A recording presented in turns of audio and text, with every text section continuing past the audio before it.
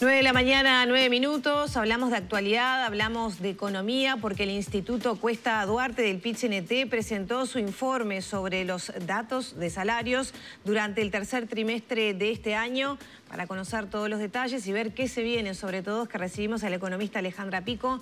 Bienvenida, ¿cómo andás? ¿Cómo andan? Muy bien.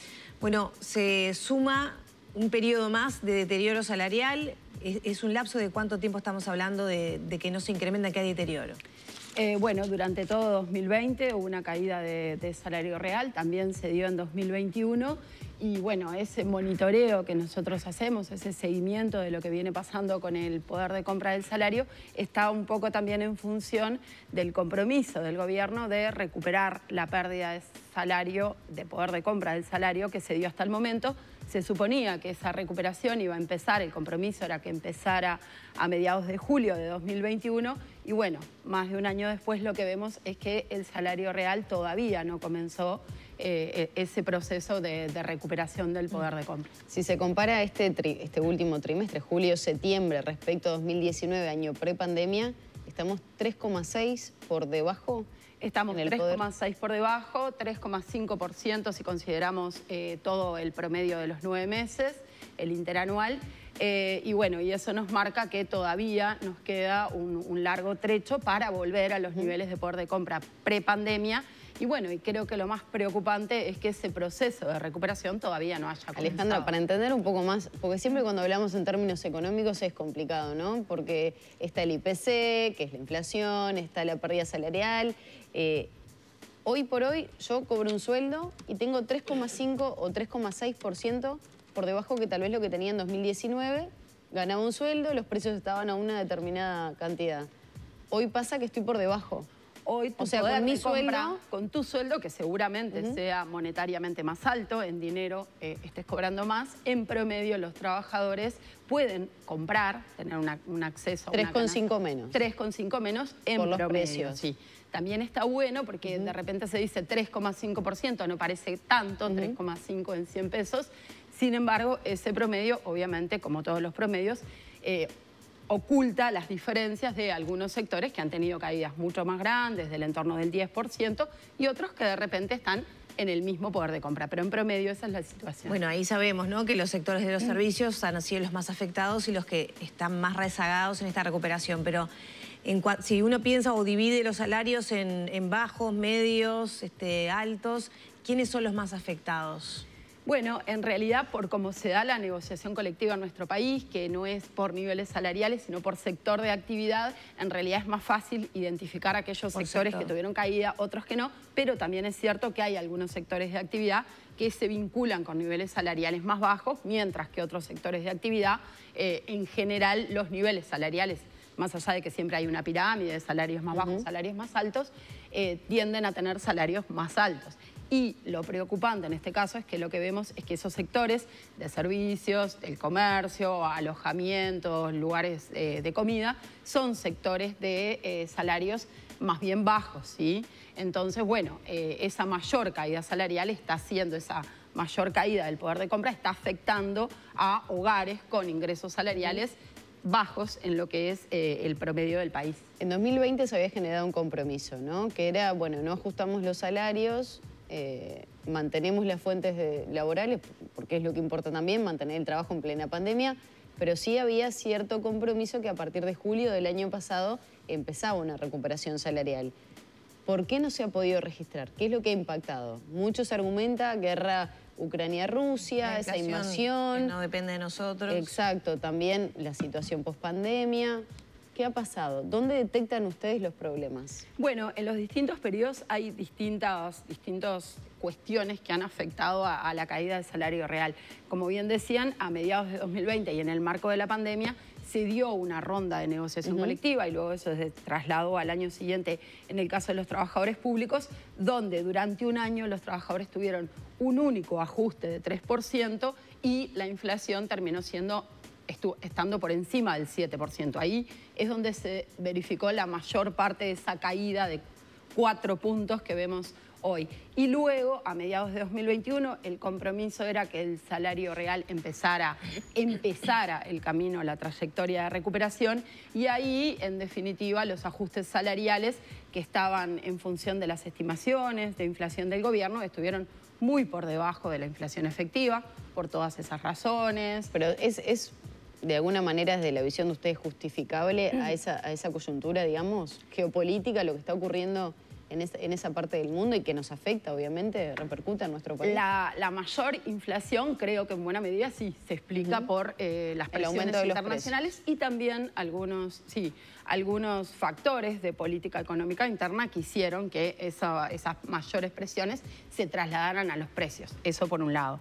Pero por el otro lado nosotros fuimos muy críticos de la política salarial, tanto en 2020 con esa caída del salario real, como en 2021, porque lo que decíamos es que justamente con esos parámetros de recuperación, con esas estimaciones de inflación que tenía el gobierno, que eran muy ambiciosas, no iba a comenzar, como efectivamente sucedió, el proceso de crecimiento del salario. Entonces, si bien esas presiones internacionales y los efectos de la guerra sobre los precios internos tuvieron un efecto, sin duda, creo que en el diseño de la política salarial, como se esperaba que fuera la recuperación, bueno, era muy factible que no terminara sucediendo. Alejandra, recién dábamos la noticia que un estudio de la Cámara de Comercio y Servicios marca que se quiebra esa tendencia a la baja en el consumo.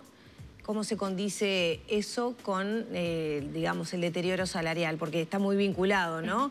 La pérdida salarial con la baja del consumo. Sí, bueno, si bien en realidad nosotros estamos viendo, bueno, 2 años, como decía, de caída del salario real y que este año todavía no comenzó el proceso de recuperación, hay que recordar que a partir del 1 de julio se dieron algunos ajustes en los salarios que hicieron, bueno, que hoy en este promedio estuviéramos un poquito más alto de lo que estaríamos si no se hubieran dado, que son en definitiva adelantos o anticipos de ajustes que para los trabajadores públicos correspondían en enero y para los trabajadores privados, en el caso en que se dieron esos adelantos, se iban a dar un año después. Entonces, eso evidentemente, aunque no logró revertir la caída del salario real, bueno, tuvo un impacto en un crecimiento en el poder de compra puntual de los salarios. ¿Es ahí donde se nota entonces ese cambio por el adelanto de esa recuperación? Sí, es posible que ese sea un efecto que se haya dado puntualmente en este trimestre.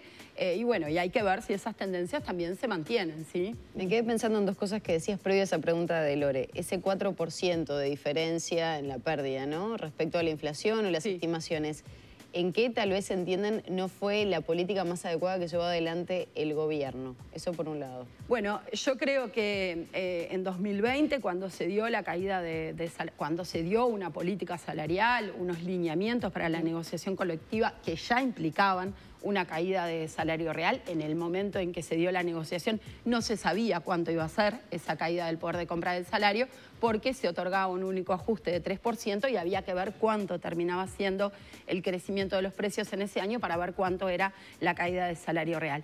Creo que no fue una política adecuada, dados los instrumentos que tenemos en nuestro país, porque creo que en ese momento, como hoy decías, estábamos en el comienzo de la pandemia, en una situación de paralización de la actividad, pero también es cierto que habían algunos sectores de actividad que seguían produciendo normalmente, los sectores agroexportadores, muchos sectores vinculados a la industria. Entonces me parece que nosotros tenemos en Uruguay la herramienta de la negociación colectiva por sector de actividad y eso capaz que permitía ir más, capaz que sí, a los sectores y en esa línea más afectados. Iba la pregunta siguiente. ¿Hay sectores que tal vez tengan la posibilidad económica por las ganancias en medio de la pandemia? No quiero decir que a propósito se beneficiaron de una situación tan compleja, pero sí tal vez su situación agroexportadora y demás hacía que se pudieran incrementar los salarios y sin embargo se optó por no hacerlo, por ser más cautos. Bueno, sí, se optó por una caída generalizada del salario cuando creo que eso no fue acertado porque tenemos la herramienta para haber ido como más con bisturí, se puede decir, y mirar efectivamente a aquellos sectores que, bueno, que estaban muy comprometidos y quizás no estaban en condiciones de otorgar ajustes salariales en ese momento de gran incertidumbre también. Eso por un lado. Creo que la caída generalizada no fue el instrumento más adecuado, sobre todo cuando tenemos las herramientas para poderlo haber hecho de otra manera. Y luego, a partir de 2021, creo que también los ajustes que se propusieron, como decía hoy, para esa recuperación del salario no se terminaron consolidando porque las estimaciones del gobierno eran muy ambiciosas, no solo a cartas vistas después de los problemas de la guerra y lo que eso ocasionó en los precios internacionales, sino a priori. ¿Sí? Eran estimaciones de inflación muy ambiciosas para la trayectoria de crecimiento de los precios de nuestro país, y eso hizo que, bueno, por más que los ajustes salariales incorporaran la inflación proyectada e incluso algunos puntos de recuperación, como el crecimiento de los precios fue mucho más alto, esa recuperación nunca se terminó dando. Alejandra, ustedes hablan que de mantenerse la inflación por encima del 9%, ¿habría una estabilidad del salario real? Sí, lo que vemos hoy... Para lo que queda para lo que queda este trimestre, digamos. Sí, ¿qué es lo que va a pasar en este año? No hay más pérdidas. Ahí depende un poco del punto de comparación. Hoy por hoy estamos teniendo una inflación en el último año, los últimos 12 meses, que bajó con el último dato, está en 9,1%, y los salarios monetarios en dinero tuvieron un crecimiento algo mayor, están hoy en 9,8% y probablemente se mantengan ahí porque no se esperan nuevos ajustes salariales en los meses que quedan.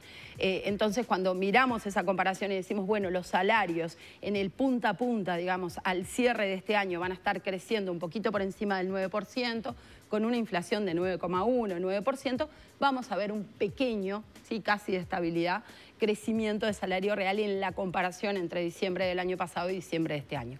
Cuando miremos el promedio del salario real, del poder de compra del salario en 2022 contra el año anterior, vamos a ver un nuevo año de caída porque tuvimos un primer semestre... Hay un retraso que se viene... Claro, y porque tuvimos un primer semestre con un poder de compra muy bajo, ¿sí? Que tuvo ese repunte en particular a partir de julio con esos aumentos extraordinarios, pero en el promedio todavía vamos a estar en niveles similares a los de 2021 y no va a haber crecido el salario real. Alejandra, el desempleo está siendo un problema para el gobierno, que se está intentando mantener, generar más fuentes de trabajo, es como un cuello de botella ahí. ¿Cómo se mete en toda esta ecuación que vos venís trabajando? Porque si hay menos consumo, hay menos empleos en las tiendas, en los productos que se fabrican, emprendedores que no venden, ¿verdad? Y eso aumenta la cifra de desempleo, que tampoco es un efecto que quieren... Sí, sí. Bueno, hoy me comentaba al principio, bueno, esa política salarial en 2020 venía de la mano de un compromiso de no caída del empleo. Bueno, eso... es un poco relativo porque ahí vimos un deterioro importante del empleo. Hubo también, es cierto, una recuperación del empleo en 2021, pero que se sostenían una cantidad de factores que nosotros venimos diciendo que no son del todo sostenibles, ¿sí? o que puedan permanecer en el mediano plazo, como es el caso de los jornales solidarios, que se ha hablado bastante, de los programas sociales de empleo, también el efecto de la construcción y de la planta de UPM. Entonces, lo que estamos viendo este año, se dio un freno en esa recuperación que se había visto en 2021 y lo que estamos viendo es las dificultades para generar empleo sostenible, ¿sí? Una vez que empiezan a salir de escena esos factores más puntuales, más coyunturales, bueno, nos estamos quedando con que de vuelta estamos teniendo problemas para generar empleo y en particular para reducir todas las inequidades que tenemos en el mercado de trabajo, como hacia los jóvenes, las mujeres. ¿Hay expectativas respecto a la temporada estival, sobre todo teniendo en cuenta que es una zafra significativa y que genera empleo, genera servicios? Bueno, es posible que sea, en primer lugar... Bueno, que por un lado caiga el tema construcción, que además se paraliza por un mes prácticamente. Sí. Y que, bueno, suba un poquitito. Sí, bueno, de cualquier manera, esa paralización no hace que los trabajadores necesariamente queden de... Bueno, pero ahora en diciembre termina la obra de acá del ferrocarril central, los accesos a Montevideo. Eso si no se retrasa seguramente implique, porque además la construcción es un sector muy demandante de empleo. También vale decir que el turismo es un sector exportador, si se quiere, de servicios y que también es muy demandante de empleo. Es probable que este año tengamos una temporada un poquito mejor que la del año pasado, que todavía habían restricciones al ingreso, pero los problemas nuestros nuestros principales socios comerciales. La diferencia cambiaria está complicada. Ahí está, son nuestros vecinos. Y ahí la diferencia cambiaria, bueno, vamos a ver qué sucede. Seguramente, ojalá tengamos una temporada mejor, pero distante de las mejores y las más generadoras de empleo previas a la pandemia. Alejandra, muchas gracias. No, gracias a ustedes, como siempre. Cerramos por aquí la entrevista, ya son las 9 de la mañana, 24 minutos.